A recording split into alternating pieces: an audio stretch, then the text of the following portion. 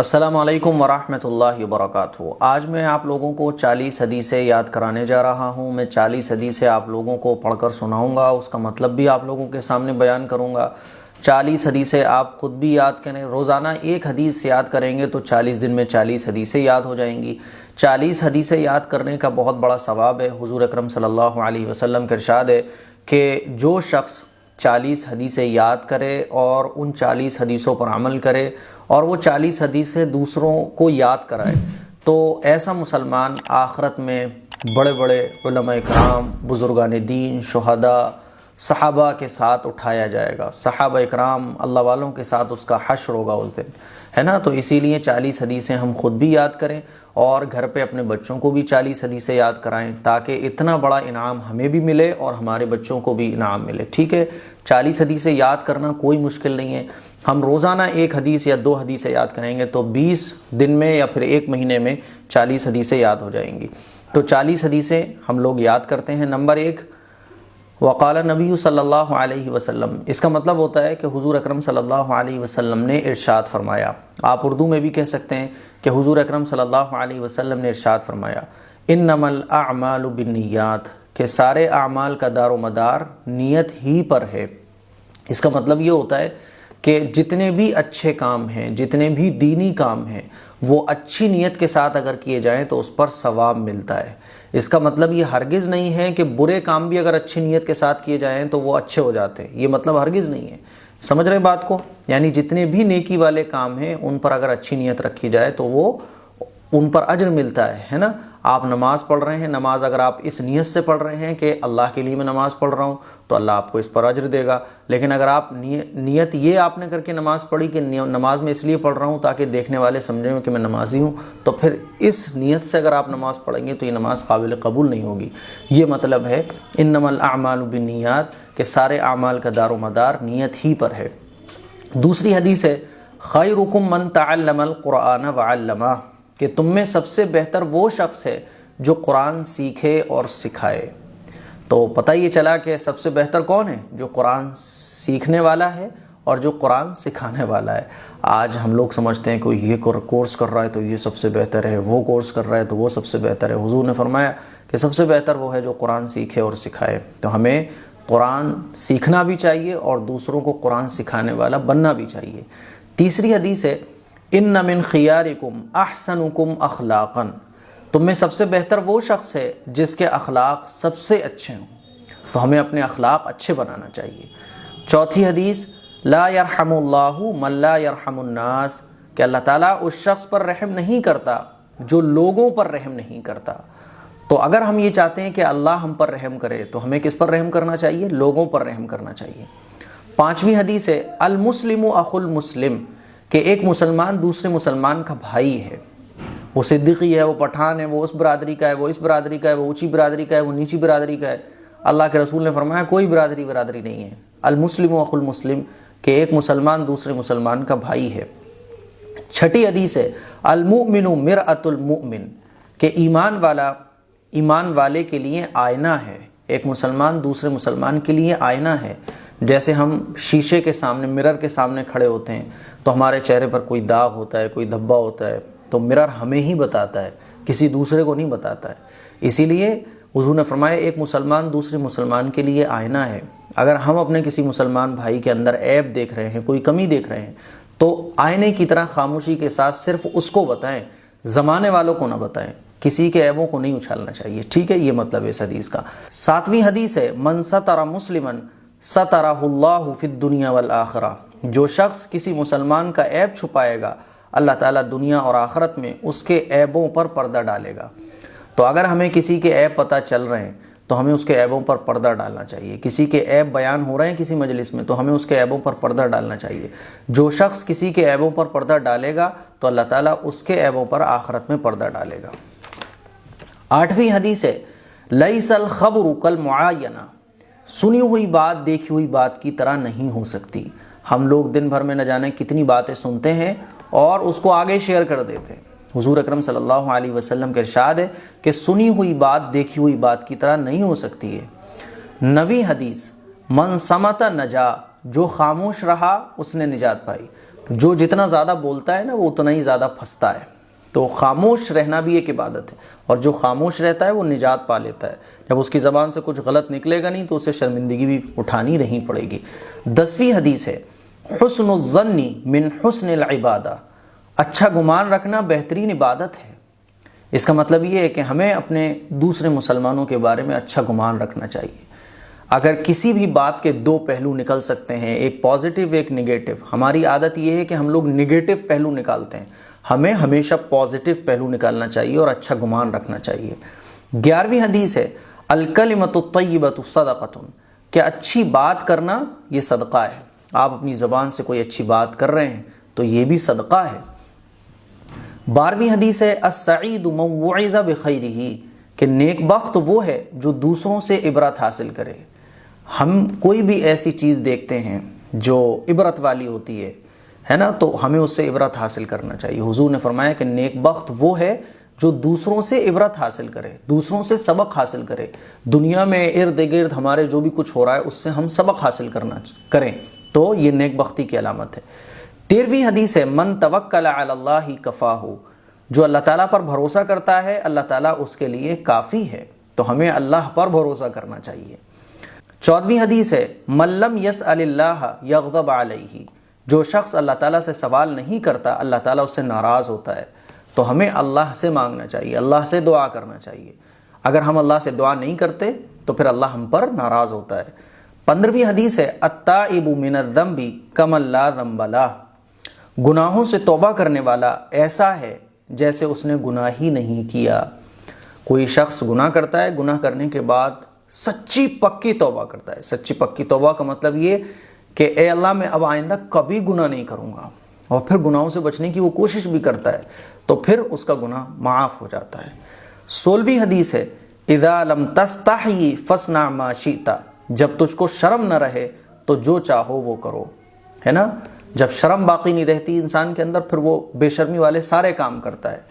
17ویں حدیث ہے لا یلدغ المرء من حجر واحد مرتین، کہ مومن ایک ہی سوراخ سے 2 مرتبہ نہیں ڈسا جاتا. اس کا مطلب یہ کہ مسلمان ایک جگہ سے ایک ہی مرتبہ دھوکہ کھاتا ہے، ایک جگہ سے 2 بار دھوکہ نہیں کھا سکتا. 18ویں حدیث ہے کفا بالمرء کذبا ان یحدث بکل ما سمع، آدمی کے جھوٹا ہونے کے لیے اتنا ہی کافی ہے کہ جو کچھ سنے بغیر تحقیق کے بیان کرنا شروع کر دے. ہم اور آپ دن بھر میں نہ جانے کتنی باتیں سنتے ہیں اور صرف سن کر اس کو آگے بڑھا دیتے ہیں.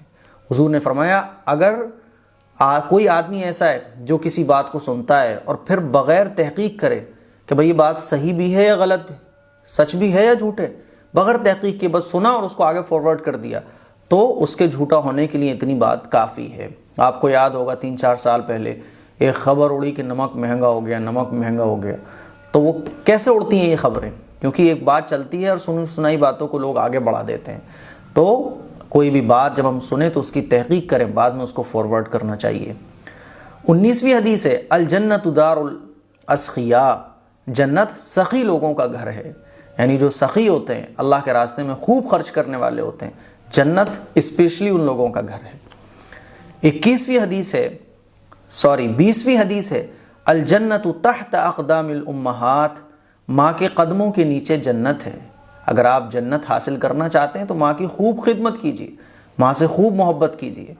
21ویں حدیث ہے الشحیح لا يدخل الجنت، بخیل جنت میں داخل نہیں ہوگا. کنجوس یعنی جہاں اللہ نے خرچ کرنے کا حکم دیا ہے وہاں پہ بھی وہ خرچ نہیں کرتا ہے، تو ایسے شخص کو کہا جاتا ہے کنجوس.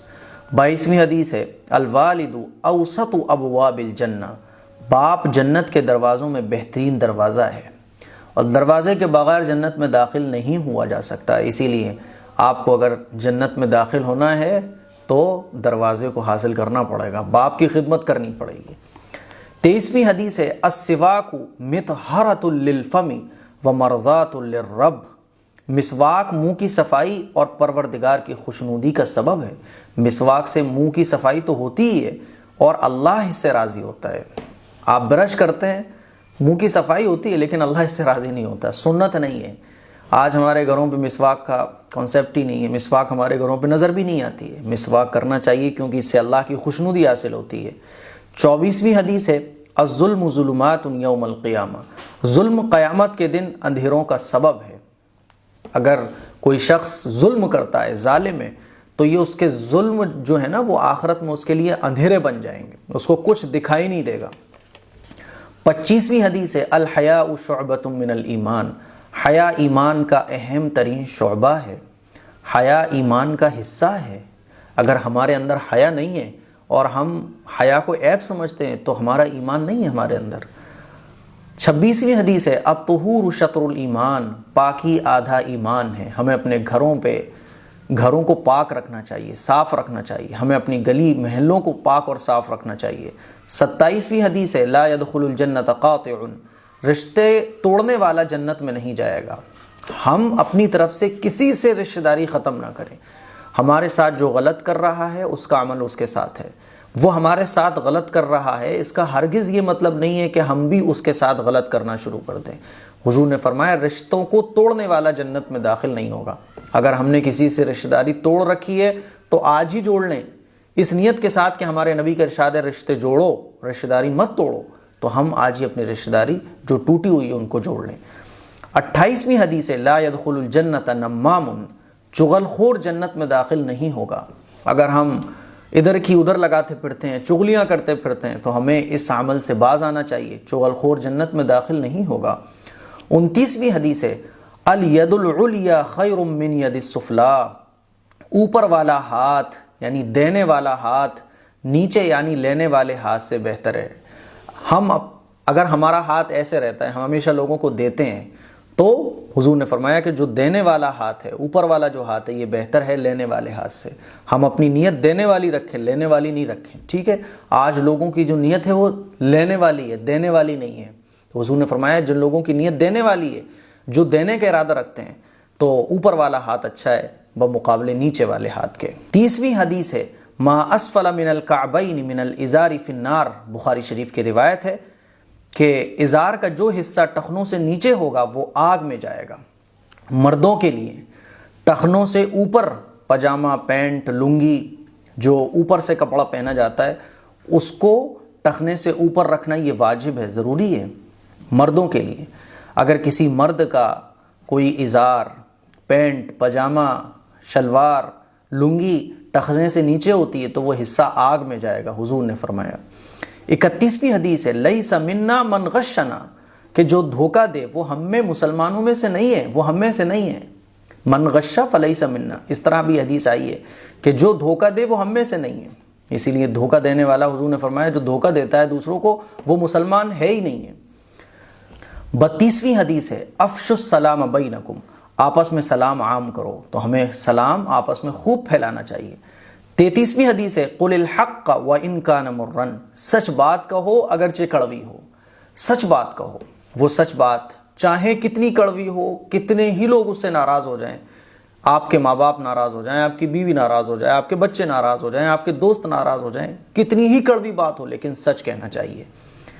34ویں حدیث ہے من کان یؤمن باللہ والیوم الآخرۃ فلیکرم ضیفہ، جو شخص اللہ پر اور آخرت کے دن پر ایمان رکھتا ہے تو چاہیے کہ اپنے مہمان کا اکرام کرے۔ مہمان کا اکرام کرنا، مہمان کی عزت کرنا، مہمان کی خاطر تواضع کرنا، مہمان کو اچھا کھلانا پلانا، اس کو حضور نے فرمایا کہ جو شخص اللہ اور اللہ کے رسول پر آخرت پر ایمان رکھتا ہو تو اس کو چاہیے کہ مہمان کا اکرام کرے، مہمان کی ضیافت کرنا یہ سنت ہے۔ 35ویں حدیث ہے من تشبہ بقوم فہو منہم، جس نے کسی غیر قوم کی مشابہت اختیار کی تو وہ انہی میں سے ہوگا۔ دوسرے دھرم کی جو چیزیں ان کو اگر کوئی اختیار کرتا ہے تو پھر وہ انہی میں شمار ہوگا آخرت کے دن۔ 36ویں حدیث ہے لا تتخذوا القبور مساجدا، قبروں کو سجدہ گاہ نہ بناؤ، قبروں کو سجدہ گاہ نہ بناؤ۔ آج ہم لوگ اگر مزارات پر دیکھیں تو لوگ سجدہ کرتے ہیں، رات دن سجدہ کرتے ہیں۔ حضور نے ارشاد فرمایا کہ قبروں کو سجدہ گاہ نہ بناؤ، قبروں پر سجدہ مت کرو، حضور کا ارشاد ہے۔ اور جتنے لوگ قبروں کو سجدہ کرتے ہیں، قبروں پہ جا کے ماتھا ٹیکتے ہیں، یہ سب کا سب اللہ کے رسول کی نافرمانی کرنے والے لوگ ہیں۔ ہمیں سوچنا چاہیے اور ایسے لوگوں کو روکنا چاہیے، سمجھانا چاہیے حضور کا یہ ارشاد سنا کر۔ 37ویں حدیث ہے احب البلاد الی اللہ مساجدها، اللہ کے نزدیک سب سے محبوب جگہ مسجدیں ہیں۔ سب سے محبوب جگہ مسجد ہے، حضور کا ارشاد ہے۔ ہم کہاں جاتے ہیں؟ چلو مزار پہ، چلو صاحب اس والے مزار پہ، مہینوں ہم مسجد نہیں جاتے، لیکن مزار پہ حاضری دینے ضرور جاتے ہیں۔ بہت سارے لوگ ایسے، ان کو یہ حضور کا ارشاد ہمیں اور آپ کو سنانا چاہیے مل کر کہ اللہ کے نزدیک سب سے زیادہ جو پسندیدہ جگہ ہیں، محبوب جگہ ہیں، وہ کون سی ہیں؟ مسجد ہیں۔ تو ہمیں کہاں جانا چاہیے؟ مسجدوں میں جانا چاہیے۔ 38ویں حدیث ہے لا تدخل الملائکۃ بیتا فیہ کلب او تصاویر، کہ رحمت کے فرشتے اس گھر میں داخل نہیں ہوتے جس میں کتا یا تصویر ہو۔ تو جس گھر میں کتا ہو اس گھر میں رحمت کے فرشتے داخل نہیں ہوتے، جس گھر میں تصویر ہو اس گھر میں رحمت کے فرشتے داخل نہیں ہوتے۔ اسی لیے اپنے گھروں کو ہمیں تصویروں سے پاک رکھنا چاہیے۔ اگر ہمارے گھر میں تصویر ہے فوراً ہٹائیے، اگر آپ کے گھر میں کتا ہے فوراً اس کو باہر پھینکیے، یا آپ اپنے گھر کے آؤٹ حصے میں اس کو رکھیے۔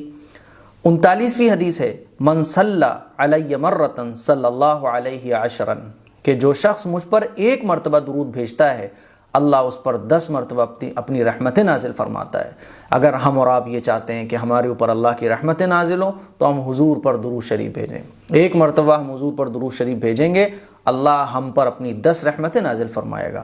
40ویں حدیث ہے من تواضع للہ رفعہ اللہ، کہ جو اللہ کے لیے عاجزی کرتا ہے، جو اللہ کے لیے تواضع اختیار کرتا ہے، اللہ تعالیٰ اس کو بلند کرتا ہے۔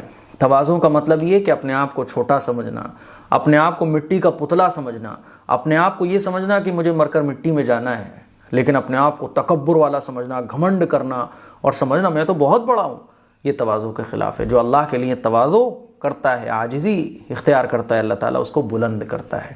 تو یہ 40 حدیثیں تھیں جو میں نے آپ لوگوں کے سامنے بیان کی۔ مجھے امید ہے یہ 40 حدیثیں آپ لوگوں کو پسند آئی ہوں گی۔ بہت مختصر انداز میں، آسان لفظوں میں میں نے ترجمہ اور ہر حدیث کی کچھ نہ کچھ تشریح آپ لوگوں کے سامنے بیان کی ہے۔